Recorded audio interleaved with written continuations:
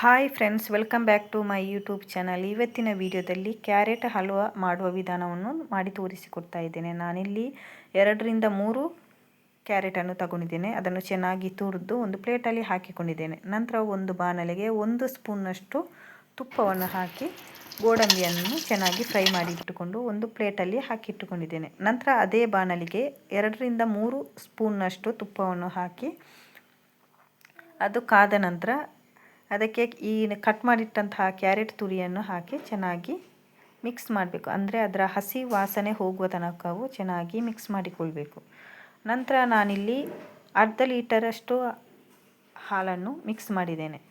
Mix ಮಾಡಿದ ನಂತರ ಇದನ್ನು ಸ್ವಲ್ಪ ಹೊತ್ತು ಕುದಿಯಲು ಬಿಡಬೇಕು. ಕುದಿದ ನಂತರ 2-3 ಸ್ಪೂನಷ್ಟು ಸಕ್ಕರೆಯನ್ನು ಹಾಕಬೇಕು. ಬೇಕಾದರೆ ಜಾಸ್ತಿ ಸಹ ಹಾಕಬೇಕು, ಇಲ್ಲಾಂದರೆ ಕಡಿಮೆ ಸಹ ಹಾಕ್ಬೋದು. ನಾನಿಲ್ಲಿ 2-3 ಸ್ಪೂನಷ್ಟು ಸಕ್ಕರೆಯನ್ನು ಹಾಕಿದ್ದೇನೆ.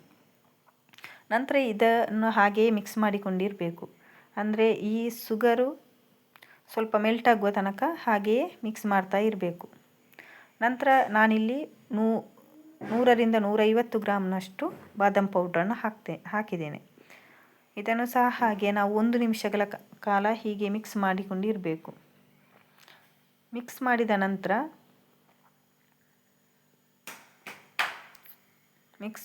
ಮಿಕ್ಸ್ ಮಾಡಿದ ನಂತರ ಚೆನ್ನಾಗಿ ಡ್ರೈ ಆಗಲಿಕ್ಕೆ ಬಿಡಬೇಕು. ನೋಡಿ, ಈ ಥರ ಡ್ರೈ ಆಗಬೇಕು. ಅದು ಹಾಲೆಲ್ಲ ಸ್ವಲ್ಪ ಡ್ರೈ ಆಗ್ತಾ ಬರ್ತದೆ.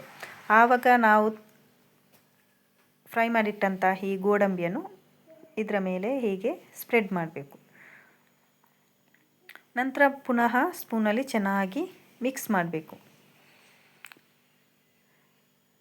ಮಿಕ್ಸ್ ಮಾಡಿದ ನಂತರ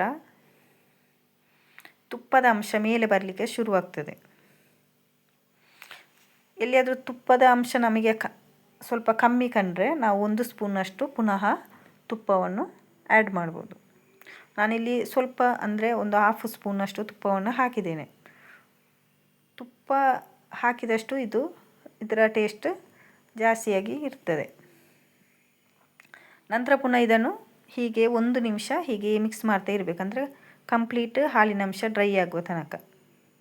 ನಂತರ ಇದನ್ನು ಒಂದು ಬೌಲಿಗೆ ಹಾಕಿ ಸರ್ವ್ ಮಾಡಿದರೆ ಇದು ಒಂದು ಒಳ್ಳೆಯ ಸ್ವೀಟ್ ರೆಸಿಪಿ, ತಿನ್ನಲು ಸವಿಯಲು ಸಿದ್ಧವಾಗಿರ್ತದೆ. Thank you. ಬಾಯ್. ಲೈಕ್ ಮಾಡಿ, ಶೇರ್ ಮಾಡಿ, ಸಬ್ಸ್ಕ್ರೈಬ್ ಮಾಡಿ.